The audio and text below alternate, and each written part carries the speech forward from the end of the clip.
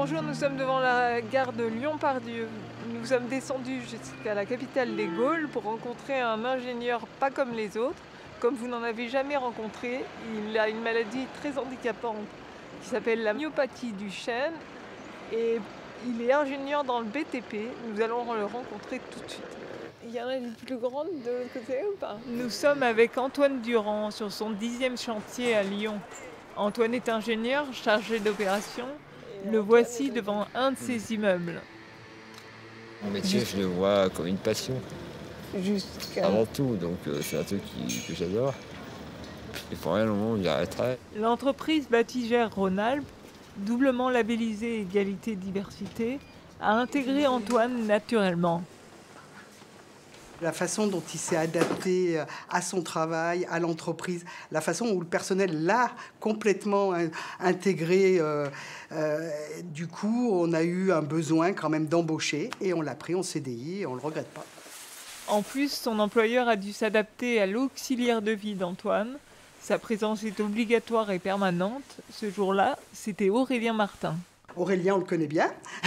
On en connaît 2, 3. Puis il y en a d'autres qui changent, qu'on voit qu'une fois, qu'on va voir 2, 3 fois, puis d'autres qu'on voit depuis des années. Quelque part, le statut de la tierce personne dans l'entreprise, elle n'est pas évidente. On lui met son chauffage pour pas qu'il ait trop froid à la main. Antoine a 28 ans aujourd'hui. Depuis ses 4 ans, Antoine perd des muscles à cause de la myopathie. Il lui reste l'index et le pouce gauche pour manœuvrer sa souris.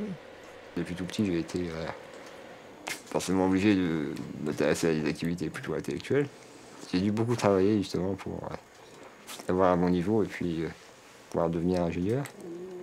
Et ça m'a forcément amené à développer des capacités intellectuelles, ma mémoire par exemple. Moi je ne peux pas écrire, donc forcément ça va retenir plus les choses. Coucou Antoine. Ouais, Bien, et toi? ça va. Bon, dis-moi, je viens de voir pour ce dossier-là que ça serait bien à l'avenir que sur vos contrats, on leur demande en fait s'ils sont en paiement direct ou en cession de créance. Pour moi, c'est une personne avant tout, c'est pas un handicap. Mais bon, Antoine, c'est vrai que c'est un peu le plus jeune de l'équipe. Donc c'est surtout ça. Et puis on a tendance à un petit peu à le chouchouter. Mais avant tout, c'est un collègue de travail, c'est même mon supérieur. Le respirateur d'Antoine lui permet de gonfler ses poumons pour respirer. Et n'allez pas lui dire, ça risque d'être de plus en plus difficile de travailler. Antoine est guidé par ses passions avant tout. Aucun obstacle ne l'arrêtera. J'avais pas du tout envie de passer tout mon temps dans un bureau.